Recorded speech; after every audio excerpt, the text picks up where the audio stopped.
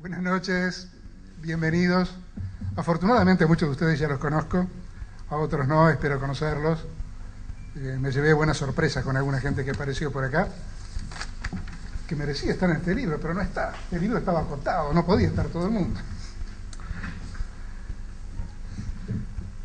¿Qué hace Fin de Siglo en primer lugar? Porque les estoy dando las buenas noches y la bienvenida a nombre de Fin de Siglo y a nombre de Voces también. ¿Qué hace Fin de Siglo en este emprendimiento? La verdad que poco. Lo que Fin de Siglo aporta es pretender darle mayor difusión en los medios de comunicación a través del sello editorial y la presencia en esa vidriera que es importante, que es la librería, que esté en las librerías también el libro. Y ese es el servicio que en definitiva estamos haciendo en este proyecto editorial cuyo esfuerzo de edición cayó en los hombros del grupo de Voces. O sea, todos los méritos que van a ver y los pocos deméritos que quizá vean, ojalá vean alguno, corresponde al grupo de Voces que trabajó, desde mi punto de vista, modesto, como dice un ex ministro de Economía, desde mi modesto punto de vista, hizo un excelente trabajo editorial. El trabajo editorial que pasó por la muy buena elección de los entrevistados, ahí sospecho que fue Ungerfeld el que metió mano, y el buen trabajo de las entrevistas hacen que temas muy difíciles, también los entrevistados ayudaron, ¿no? Hacen que temas muy difíciles aparezcan como entendibles, y después la calidad del trabajo de edición, que fue realmente de muy buena calidad. Yo estoy muy contento de que el sello editorial se haya agregado a este emprendimiento, que, repito, el modesto aporte que está haciendo Fin de Siglo es promoverlo a nivel de medios de comunicación, además de lo que hace Voces, y promoverlo en las librerías, en la exposición de las librerías. ¿Quién va a presentar este libro? Como se dice en las invitaciones, y yo creo que es un lapsus, ¿quién está a cargo de la presentación de este libro?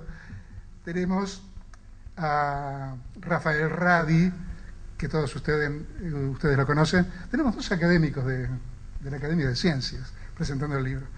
A Rafael Radi, que es médico, doctorado en bioquímica en la UDELAR, hizo sus experiencias en el exterior también, es profesor titular y director del Departamento de Bioquímica, se especializa, y esto creo que no hay gente del Ministerio del Interior por acá, así que lo digo con tranquilidad, se especializa en radicales libres y sus artículos científicos son ampliamente citados por la Academia Internacional. Es uno de los hombres más conocidos en el exterior.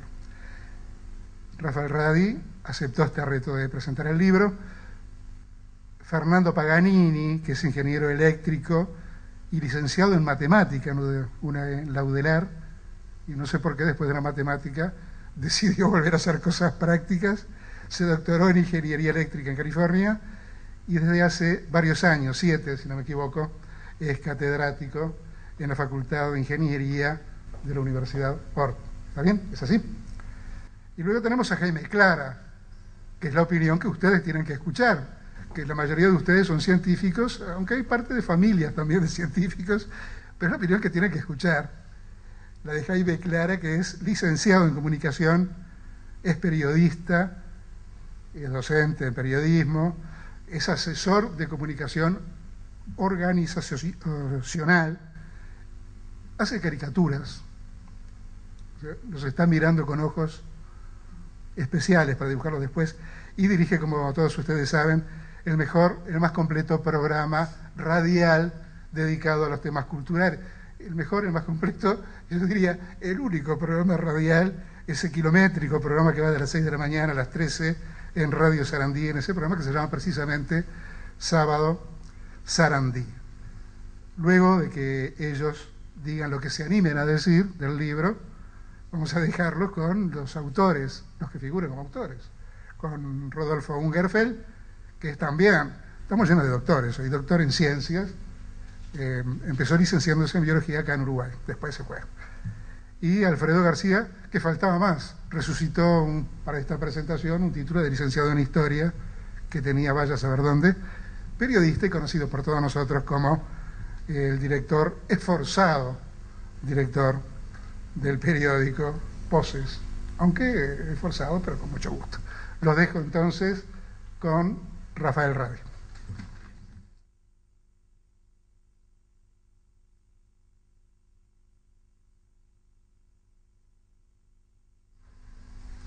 Buenas noches. Felicitaciones, en primer lugar, a los autores del libro, los gestores de esta idea, Rodolfo Ungerfeld y Alfredo García. Realmente estoy agradecido que me hayan convocado a la presentación del libro. Lo aprecio particularmente. Así que muchas gracias. Era una iniciativa que no conocía, pese a estar bastante inserto dentro del sistema, así que me sorprendió muy gratamente. Saludos también para los muchos amigos e investigadores y familiares que nos están acompañando, muchos de los cuales son queridos amigos y colegas de tantos años. Y tengo el gusto además de compartir la mesa con mi compañero de tareas en la Comisión Honoraria del Sistema Nacional de Investigadores, Fernando Paganini, y con el periodista Jaime Clara, con quien hace algunos años tuvimos algún intercambio periodístico en el programa de la tarde de Sarandí. Sobre los comentarios que yo puedo hacer sobre el libro, que me llegó hace unos 10 días, que lo leí de la primera a la última página y me gustó mucho, se lee muy bien, quisiera separar dos niveles de comentarios. Por un lado, me voy a referir a algunos asuntos que tienen que ver al sistema científico y cómo este libro tiene que ver con eso, de qué se nutrió de lo que nosotros tenemos hoy y cómo esto puede nutrirnos. Y por otro lado, voy a hablar de algunos asuntos del libro como tal, y espero que estar dentro del tiempo que se me asigna. En relación al sistema, el libro contiene 28 entrevistas. Entonces, eso genera un primer desafío, cómo elegir 28 en un universo que es muy superior a 28. Son 28 investigadores que están categorizados dentro del Sistema Nacional de Investigadores, que es el mecanismo que Uruguay se ha dado en los últimos años para evaluar e incorporar a un sistema de calidad en producción científica a una buena parte de sus recursos humanos, no necesariamente a todos, pero sin duda que hoy el personal, los investigadores incorporados al Sistema Nacional de Investigadores han pasado por evaluaciones muy severas, tienen todos estándares internacionales a su nivel y por lo tanto estas 28 personas que dan sus testimonios y sus ideas en este libro sin duda son personas a las que se acudió desde el reconocimiento y desde el conocimiento de que trabajan con estándares, muy altos estándares, y eso es algo muy valioso. Esa herramienta que se ha dado al país nos está empezando a permitir utilizarla en distintos ámbitos y este es un buen ejemplo.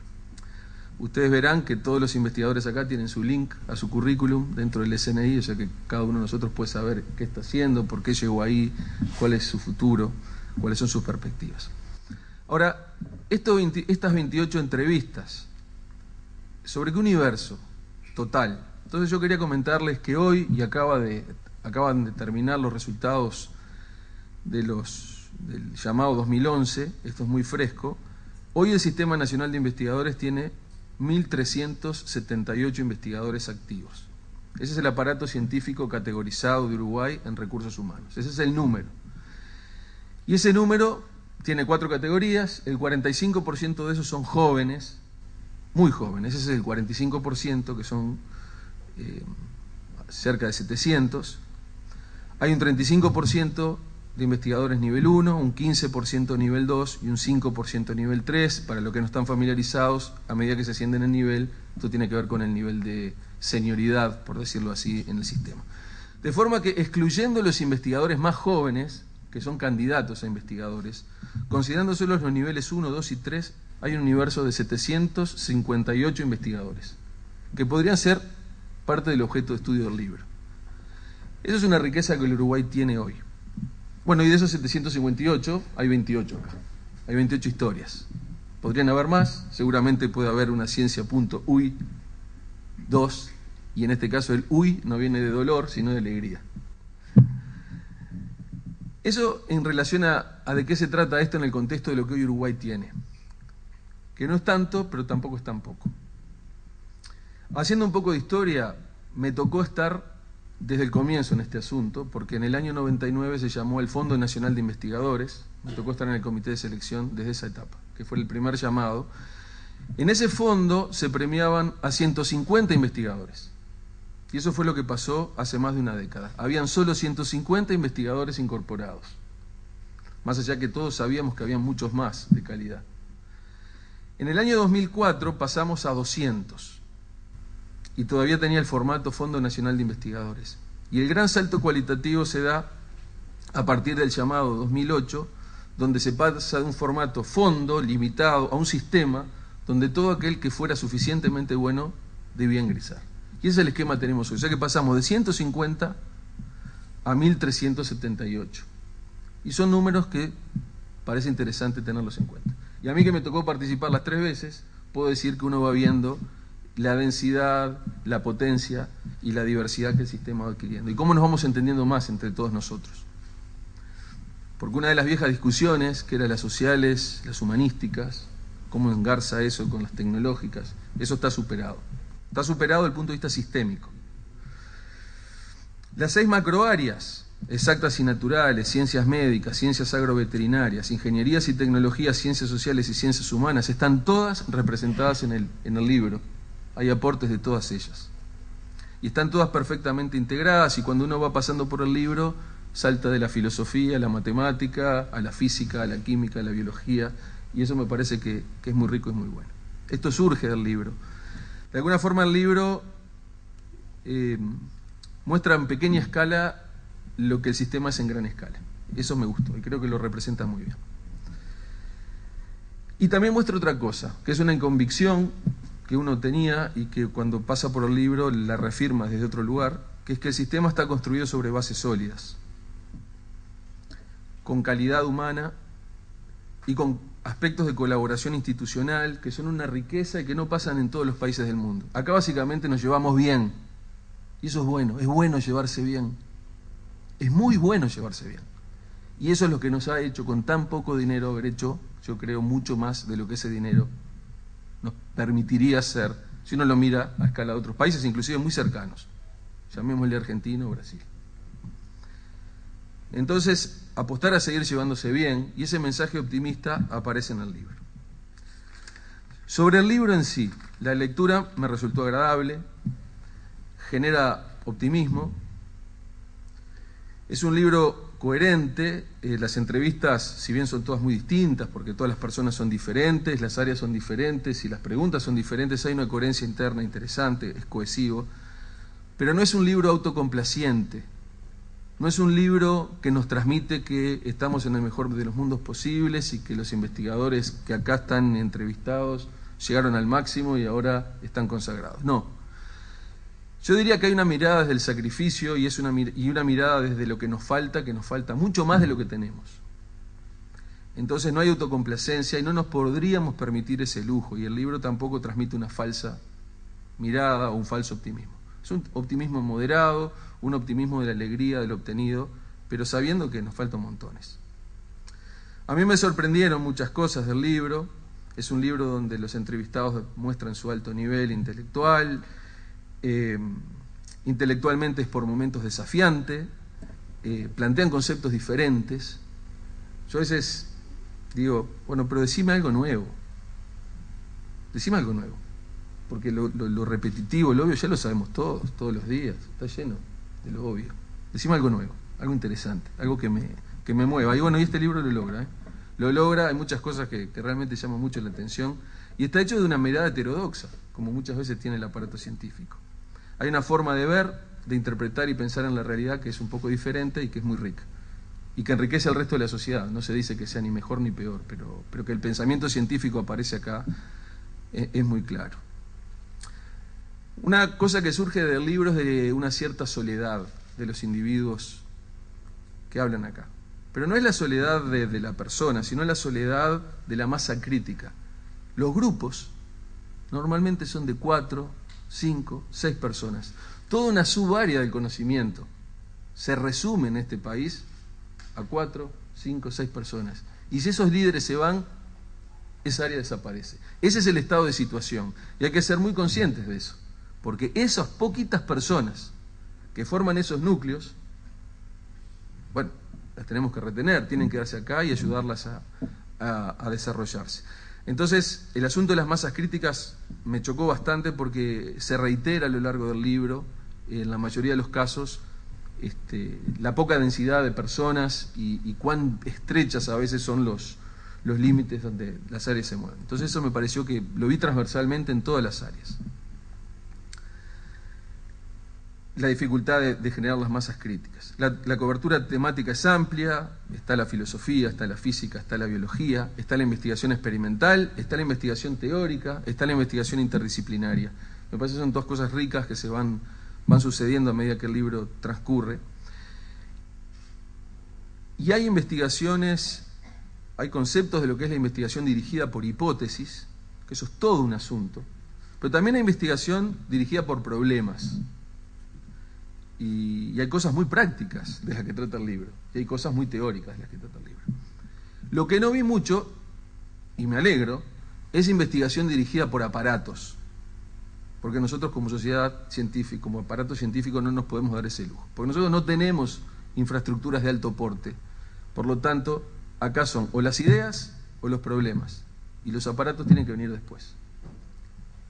Y esa es una decisión que cada uno de nosotros debería tomar cada día en nuestro quehacer científico. Cada aventura que se ha tratado de tomar apoyándose en los aparatos, tarde o temprano va al fracaso, porque nosotros como sociedad no tenemos los recursos para mantener infraestructuras de alto porte funcionando a tope todo el tiempo. Siempre vamos a ir atrás. Entonces, por las ideas o por los problemas. Estoy terminando el comentario. Yo quería ahora plantear dos asuntos, uno de tipo cuantitativo y otro de tipo cualitativo, bien diferentes. Y el primero, cuantitativo, es más bien para desafiarnos, y sabiendo que esto no cubre todas las formas de hacer ciencia. Pero cuando era mucho más joven, me impresionó mucho un pensamiento de William Thomson Kelvin, que fue un físico termodinámico irlandés, inglés y también escocés, porque estuvo por todos lados. Es uno de los grandes gestores de la segunda ley de la termodinámica. Y él planteaba esto: cuando puedes medir aquello de lo que hablas y expresarlo con números, sabes algo acerca de ello. Pero cuando no lo puedes medir, cuando no lo puedes expresar en números, tu conocimiento es pobre e insatisfactorio. Puede ser el principio del conocimiento, pero apenas has avanzado en tus pensamientos a la etapa de ciencia. Entiendo que pueden haber subáreas del conocimiento que no necesariamente necesitan tantos de los números, pero yo he visto, para mi agrado, que áreas tan distantes de las ciencias más duras como la filosofía, el derecho y algunas ciencias sociales, y en este libro se ve claramente, están trabajando con números para luego devolver ideas. Y eso me parece que puede muchas veces significar la diferencia entre el simple paye y el aporte. Y por eso quiero ser un poco incisivo en esto y desafiante. Desde el punto de vista cualitativo, yo pienso que Uruguay creció mucho, pero aún no hemos dado el gran salto cualitativo. Estamos ahora en una etapa de acumulación, pero no en una etapa de cambio cualitativo. Creo que el cambio cualitativo va a requerir de otras herramientas que no son las que tenemos hoy. Con las herramientas que tenemos hoy, el salto cualitativo de calidad, de masa crítica no es posible dar. Uruguay tendrá que darse esa discusión. Y el salto cualitativo también en parte se da en clave regional, porque las infraestructuras científico-tecnológicas de alto porte tenemos que compartirlas a nivel regional. El único acelerador de partículas, la única línea láser de alto impacto que hay en Latinoamérica la tiene Brasil. Entonces tendremos que ir a hacer los experimentos más frecuentemente con ellos en eso. Y en lo regional incluimos a Paraguay también, lo aclaro por las dudas. Entonces me parece que la ciencia nacional sale, pero también sale en clave regional. Y por supuesto en clave internacional. Pero sin duda la clave regional hay que decodificarla, hay que entenderla y hay que aprovecharla. Y nosotros también tenemos muchísimo para dar. Lo último, la edición, como dijo Edmundo, una edición cuidada, felicitaciones a Editorial Fin de Siglo, bien corregida, casi no hay errores, buenas fotos del fotógrafo Rodrigo López, no sé si está acá, excepto la de la página 103, que la sacó Ungerfeld y está fuera de foco. Pero todas las demás están perfectas. Es un científico, no fotógrafo. Una foto improvisada. Bueno, en suma creo que este es un material muy útil, muy lindo para educadores, para el público general, para periodistas, para el sector político. Que esto llegue al Parlamento, por favor. Ya está. Y creo que esto es el comienzo de algo. Felicitaciones de vuelta. Y lo último que diría es insistir, insistir, insistir. Felicitaciones.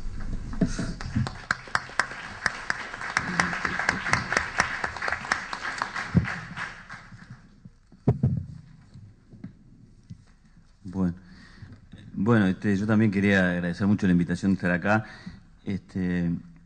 y en particular que agradecer que me hayan obligado a leer este libro. Digo que me hayan obligado porque en esta situación uno lo tiene que leer, y yo tengo que confesar que los artículos, las entrevistas en voces no las había leído, pero cuando llega todo junto, uno se siente obligado a leer, y francamente la sorpresa fue muy grata, ¿no? Cuando uno ve esos libros que descubrieron la investigación desde muy lejos, a veces se cae en la burocracia, en clasificar cuánta gente hace esto, aquello, lo otro. Incluso cuando desde el SNI nosotros en la comisión horaria vamos a pasar miles de currículums, inevitablemente uno hace una versión, unas simplificaciones de la gente y se hace una imagen muy estilizada de lo que es un investigador. Cuando uno lee esto, de golpe le pone carne y hueso de vuelta a la gente que vio pasar su currículum pero que no conocía personalmente, o tal vez sí la conocía,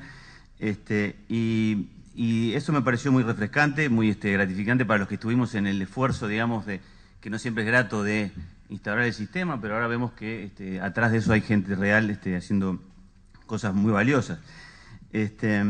Y para comentar nomás, aprendí muchas cosas leyendo este libro en pocos días, sobre abejas, sobre el impacto de la vivienda propia, sobre gente que tiene patentes contra el cáncer, dietas de lechería. Me llamó la atención que el sueño REM está positivamente correlacionado con la depresión.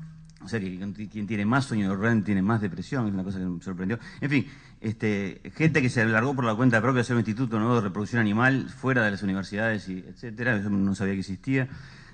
Usar la ceniza de arroz para el hormigón, cómo el alcohol, y hay relacionamiento entre el uso de alcohol y la popularidad entre los adolescentes. Es algo que siempre le digo a mi hijo, pero ahora parece que hay estudios cuantitativos que lo documentan. Así que me pareció muy rico, muy diverso, muy refrescante, sobre todo porque es un estilo directo, se entra en tema rápidamente, no hay esos preámbulos largos. Estamos hablando de lo que hace la gente y la gente se entusiasma con lo que hace.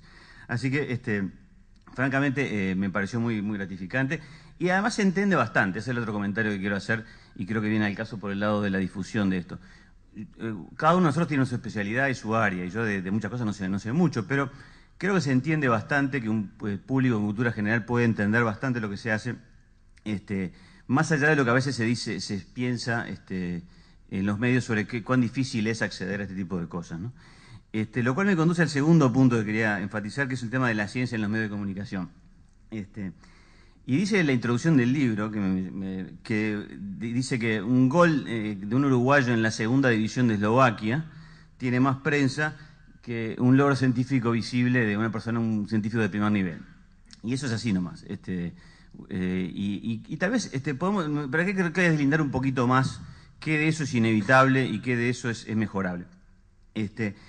Creo que es inevitable que el logro deportivo tenga más popularidad porque todo el mundo puede acceder a él de forma directa. O sea, yo para darme cuenta que Luis Suárez es un genio, basta mirarlo, no necesito que me lo cuente nadie.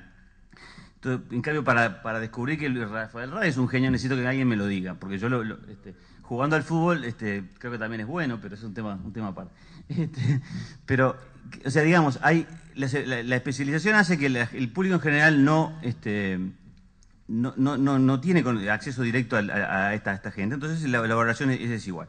Ahora, eso está bien, eso es inevitable. Yo viví en otros países y creo que eso pasa en todos lados. La estrella deportiva tiene la mayor visibilidad, y los científicos estamos inevitablemente más en el ostracismo. Eso es parte de nuestra condena, en un sentido. O tal vez nuestra suerte de no tener que estar en el candelero todo el tiempo. Ahora bien, creo que hay algo más específico de la cultura uruguaya que tal vez no sea tan igual en el mundo desarrollado, que es digamos, el predominio de las humanidades sobre las ciencias en lo que se llama la cultura, ¿no?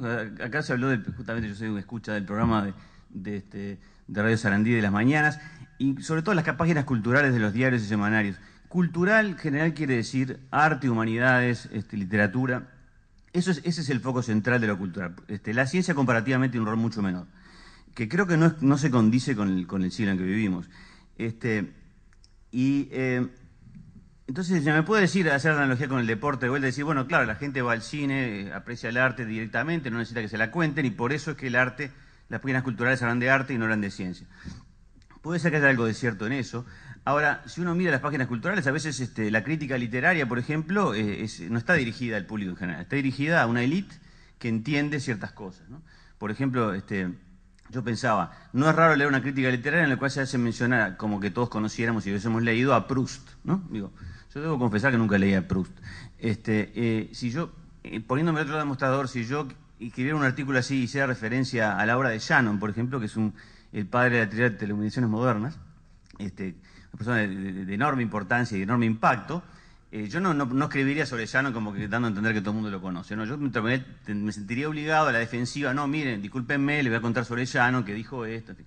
Creo que hay una desigualdad entre cómo se comunica la ciencia y cómo se comunica las humanidades que podríamos mejorar. Y creo que este libro en ese sentido es un paso muy sano, porque se ve que un científico hablando de lo que hace, sí, todo no se entiende, pero se entiende bastante y se puede comunicar. Se entiende tanto como se entiende cuando se hace la referencia a Proust. Así que me parece que podríamos, la cultura nacional podría beneficiarse de una mayor simetría en ese sentido. Otro tema que quería traer a colación es el tema de la erudición versus la investigación. Yo me crié en un país que lo que más se valoraba y lo que creo que todavía sigue en buena medida enquistado en la enseñanza secundaria es la erudición, el saber mucho, la gente que sabe mucho. O sea, en contraposición a generar conocimiento nuevo, ¿no? La idea de que incluso yo, antes de poder aportar nada a la cultura universal, uno tiene que estudiar todo lo que hay. Uno tiene que dedicarle muchos años a aprender lo que hay. Recién de ahí puede tener el atrevimiento de pretender hacer algo nuevo. Yo viví en carne propia eso, me dediqué mis 8 años a estudiar ingeniería y matemática, como se dijo, y después me fui al exterior. Y cuando llego al exterior me encuentro con compañeros de clase bastante menores que yo, que en comparación conmigo sabían bastante menos, francamente, y que tenían la osadía igual de ponerse a hacer investigación. Y yo decía, pero ¿cómo este tipo que no sabe ni esto, y yo se lo tenía que explicar yo, tiene la osadía justamente de pretender hacer algo nuevo? Bueno, ese día que yo llegué las cosas eran así. Ahora, 4 años después, esa persona había un mecanismo mucho más interactivo, había generado investigación y además aprendido lo que le faltaba para hacerlo. O sea, había sido mucho menos, mucho más osado y tal vez había llegado antes a las metas que lo que había llegado yo. Entonces creo que el Uruguay se beneficia del hecho de romper un poco esa visión tradicional de que la cultura es algo ya tan grande e inaccesible. Y ahora, leyendo lo que leí en el libro, tengo que confesar de que veo que ha cambiado la cultura nacional, no digo que ha cambiado del todo, pero lo veo muy cambiado. Uno lee historias acá de gente que también hizo como carreras largas, gente que estudió, después ejerció la docencia, después se fue a hacer un doctorado tarde, en fin, justamente gente que llegó a la investigación tardíamente, como me pasó a mí, como le pasó a gente incluso antes que en una generación. Eso es inevitable porque el Uruguay está un poco en los primeros pasos. Pero creo que las generaciones jóvenes ya se percibe más gente que ya tiene más impaciencia por llegar a hacer cosas nuevas, y me parece que eso ya se palpita acá y podemos ir más allá en ese terreno. Así que creo que en ese sentido me parece que estamos bien encaminados. Y el último punto que quería, el único tema que quería tocar es el tema de la investigación pura versus la investigación útil para el país, ¿no? Es un tema complicado y delicado. Y las entrevistas en ese sentido, tengo que confesar, no deslindan demasiado. O sea, a veces se hacen preguntas que tienen que ver con investigación, a veces se hacen preguntas que tienen que ver con transmisión de conocimiento al sector productivo, o al gobierno, o a la educación incluso. Y eso me parece que está bien en algún sentido. Los investigadores somos un grupo diverso, somos actores del medio, tenemos muchos roles, y por tanto es natural que hagamos todas esas cosas. Y es bueno que nos sintamos obligados frente a la sociedad a devolver a la sociedad lo que sabemos de muchas maneras. Ahora, eso no quiere decir que la investigación sea lo mismo que eso, ¿no? Y eso quería quebrar una lanza por la investigación en sí misma, digamos. Una cosa, por ejemplo, la investigación no tiene resultados garantizados. Eso implica un salto al vacío, ¿no? Cuando A veces uno escribe un proyecto de estos de investigación o evalúa un proyecto y se le pide que diga, bueno, cuáles son los resultados esperados, cuál es el impacto de los resultados esperados y en qué plazo obtener los resultados esperados. Resulta que, desde mi punto de vista, cuanto más esperados en los resultados, menos originales van a ser. Y por lo tanto, menos investigación van a hacer. Entonces creo que hay que saber aceptar de que hay una parte del ámbito de la investigación que no se puede controlar qué resultados va a dar. Hay una frase, ya que trajimos a Kelvin, podemos traer a Einstein, que tiene una frase que por lo menos yo se la escuché como atribuida a él, que dice lo siguiente: si supiéramos lo que estamos haciendo, no sería investigación. O sea, en buena medida, los investigadores no sabemos lo que estamos haciendo la mitad del tiempo. Estamos tanteando a ver a dónde podemos llegar y de repente fracasamos, o de repente tenemos éxito. No se puede a priori saber perfectamente a dónde se va a ir. No es una construcción del edificio, esto es una exploración.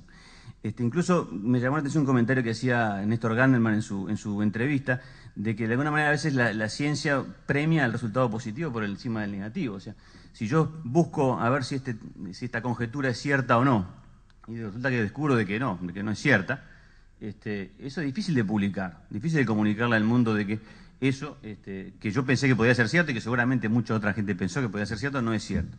Mientras que si obtuve que si era cierto, ahí tengo el reconocimiento académico, el paper, etcétera. Entonces, a veces necesitamos un sistema que sea lo más simétrico posible respecto de esas dos cosas para permitir que la gente explore con libertad, ¿no? Eso es un comentario que quería quebrar. Incluso cuando uno dice, bueno, pero ¿y esto qué retorno le da al país? Hay que tener cuidado con que esta contabilidad no sea demasiado mezquina y cortoplacista, ¿no? Porque pretender de que lo que yo haga acá no solamente sea original y nuevo, sino que además se vea claramente cómo el país se enriquece con esto, es un requisito que a veces se cumple. Encontré casos acá en los cuales se cumplía y me alegró mucho, pero creo que es un requisito que no se le puede poner a toda la investigación científica. Incluso hay un comentario mi opinión de cómo se transfiere los investigadores aportan a la sociedad, muchas veces es simplemente transfiriéndose ellos mismos. O sea, Zambarino decía en su entrevista que cómo un matemático puro puede aportarle a la sociedad. Bueno, un matemático puro está entrenado en cierto pensamiento abstracto, si lo pone en una situación distinta va a poder aportar muchas cosas. Entonces, la sociedad puede aprovechar a los investigadores en muchos roles, y no necesariamente que el paper que hicieron sea exactamente ese el que se aplique en el entorno nacional.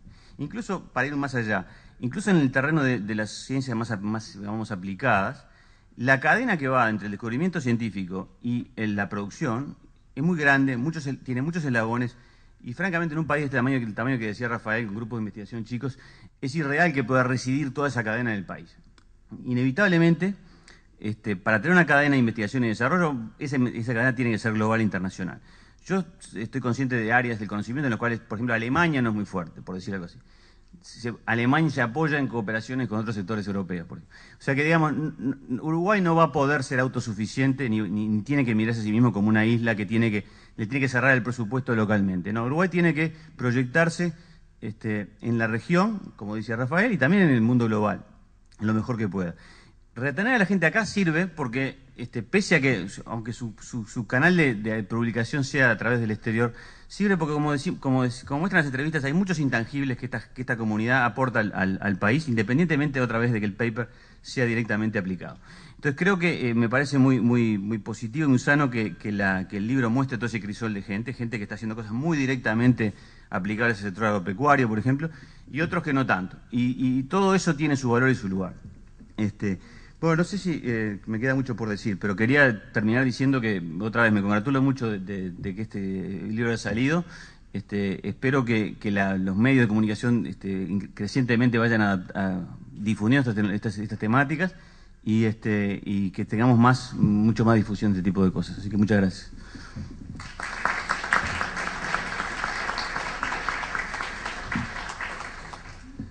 Bueno, en la medida en que estoy aquí como comunicador, me parece que bueno, voy a contestar varias alusiones a las cuales la profesión ha sido mencionada, porque creo que es clave el tema de la difusión, de la comunicación en un proyecto como este.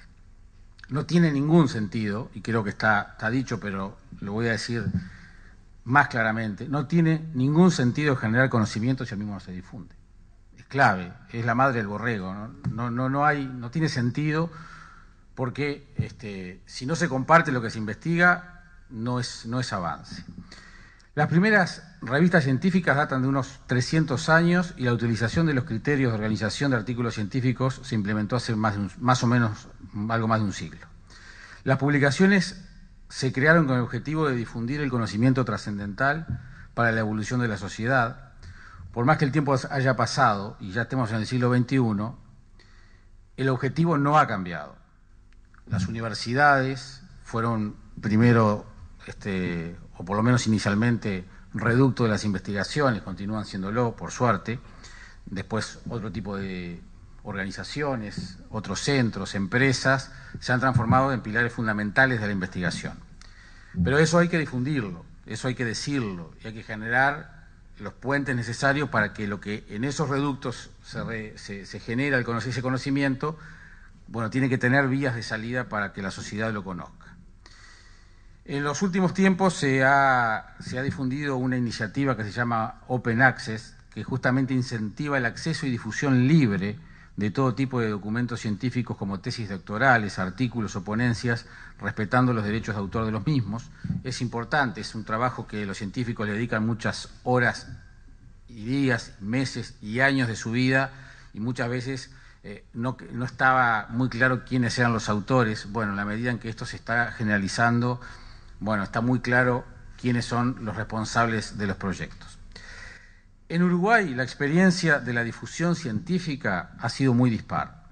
El otro día en la radio recordé la formidable tarea docente y pedagógica que desde el micrófono de Radio Sarandí hizo durante muchos años el doctor Rodolfo Talich, que casi con 100 años sobre su cuerpo iba puntualmente todas las semanas a hablarnos de ciencia.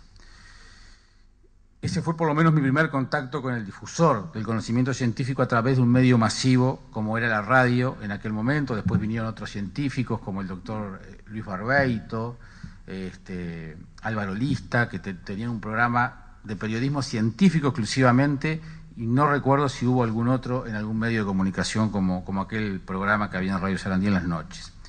Después están los programas más tradicionales, los documentales, etcétera, que creo que quedan restringidos a un público especializado o especialmente con cierta curiosidad en ciertos temas. El problema de la difusión científica en nuestro país, que creo y estoy seguro no es patrimonio nuestro solamente, tuvo y tiene por lo menos dos problemas: los científicos y los periodistas. Ambos ambientes, el científico y el periodístico, no nos llevamos bien.